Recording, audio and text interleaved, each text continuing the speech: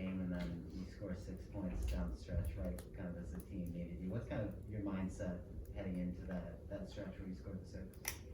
It was just, I knew it was like kind of like an ugly game, especially on our side. So I just like, whenever I felt like I had good opportunities or I could get someone else open, I just felt like I had to do so. And my team trusted me down the stretch, and I just contributed. Not gonna lie, running on fumes, but it's just you just gotta grind it out, like just signed up for. So I'm enjoying it. It's not easy, but glad we got the dub.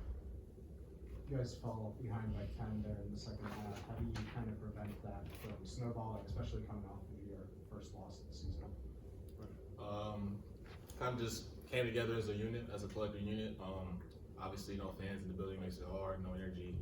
They won up by 10. They had like a lot of momentum and stuff like that, but we just came together as a team, us collectively, the people on the court and the people on the bench, we just kind of found a way to pull it out at the end. So it's a team effort, really. You mentioned not having that energy. You had 14 and 10 in the second half, 9 offensive rebounds. Did you feel like you needed to provide that energy for the team today? Most definitely. I think it's a role that I kind of like have to embrace more as the season goes along, depending on this COVID thing. But I feel like as a team, we all need to bring energy. But my thing was just to bring energy as much as I could. It's super important in the game of college basketball. That's what makes it different from the NBA or any other pro level sport or whatever. The fans can be right on top of you. Like imagine if Duke didn't have any fans. They promise you they'd lose more games. You know what I'm saying? Everybody needs fans, and with us not having them, so we just have to find ways to provide energy from ourselves. Chavez, coach had mentioned that it was one of the more physical games, and you and Silva were getting involved with some elbows. Was there something personal going on there? Because it seemed like he was trying to take you out of the game. Nothing personal. I don't know him, and I promise you he doesn't know me. But just two people going at it, just trying to find a way to help their teams win the games. Nothing personal at all. I'm pretty sure when I see him again, it's going to be the same type of altercations again. Hopefully not as bloody or more clean, but it is what it is. I mean, it's what I signed up for. So everybody signed up for is to win games, and whether it's clean or pretty, what W is a W. Does that help get you fired up? Yeah, most definitely. I like the contact. I like, fighting, what I'm saying? Like, just gets me going, I guess. Now, Isaiah, when you see Chevez laying out on the ground, on the floor like that, what does it do for you and the rest of the team? Just know like it's gonna get chippy, it's gonna be a dogfight. I got bloody elbow, my lips split open right now. I can taste the blood every time I take a sip of Gatorade. It's just one of those type of games, but it's just what it is. Personally, like I like kind of like that type of physical battle, but sometimes I feel like in the Pac-12 at least, it can get a little inconsistent. Some games it might be a little touchy foul touching, or it might be let us play. So if it's like this consistently, it's fine by me. Or if it's the other way, it's fine by me too. But just sometimes you just gotta adjust and just figure it out. I feel like that's what our team did. Were you surprised with 3 technicals? Yes and no. What I have noticed, and maybe hopefully the conference watches this, when there's no fans, there seems to be more technicals. There's usually more text last year, and it's because the refs can hear what's being said or what's being done and stuff. So and that's another thing I think it's kind of got to just be like either like everyone's growing out there and it's just gonna be a little profanity and stuff like that, or it's just like no and nothing at all. So and the rest they did a good job of initially trying to stop it, but I feel like there's still some chirping going on.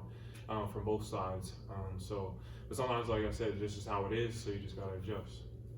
How big were the minutes that Reese gave you guys? Extremely big. I've been in his ear all season, yo, it's gonna come. I can't tell you when it's gonna come, but it's gonna come. So just stay ready.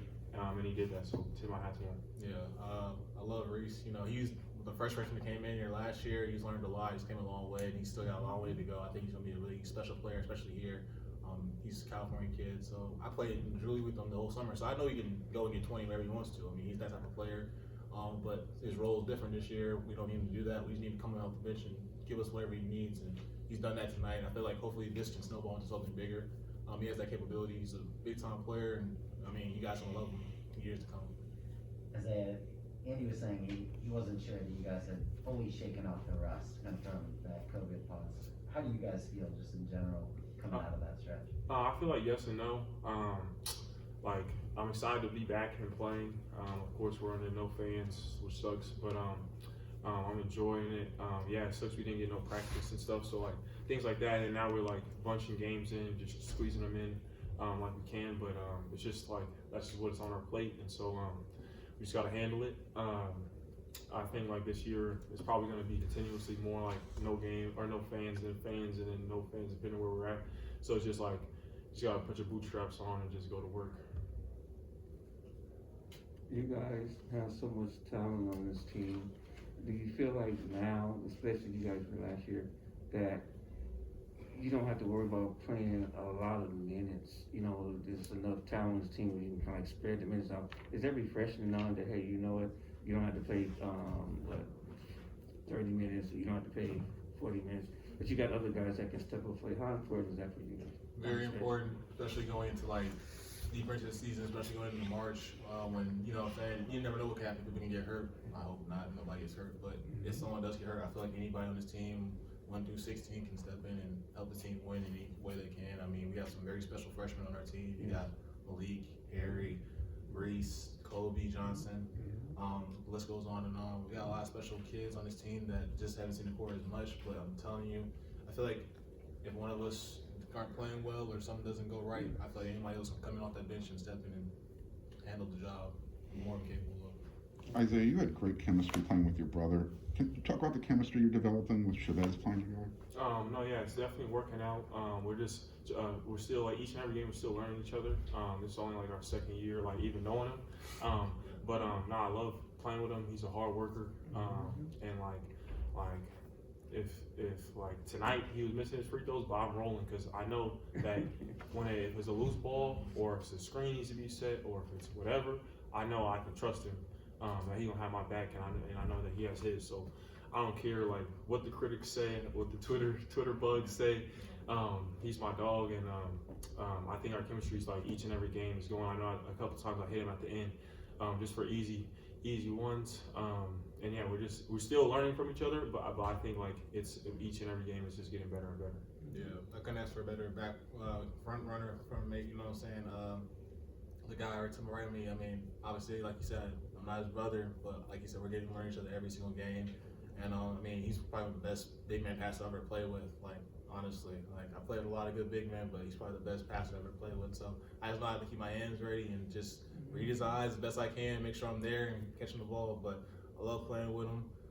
He's one of the best bigs I've played with, like I said. And I think we're gonna keep this thing rolling. Like even at the end when he got the ball 3 times, I was telling him, I was yelling at the court, like, go ahead, Samuel, that's good food. Just keep going. He can't guard you. Like, you know what I'm saying? I'm not scoring the ball. I know he can get to it and he can score. So much as if I'm not getting the ball, I'm cheering this man on because I know any day of the week you give him the ball in that post, it's gonna be 2 points. I guard him in practice. I try and stop him. I can't stop every time. So I know it's gonna be 2 points. Just do one last one. Early in the game, you guys had, I think 11 3-point attempts and 6 points in the paint. Was that just kind of a matter of adjusting to their size down there, or was that, just kind of getting into the offensive floor again? I think it was both.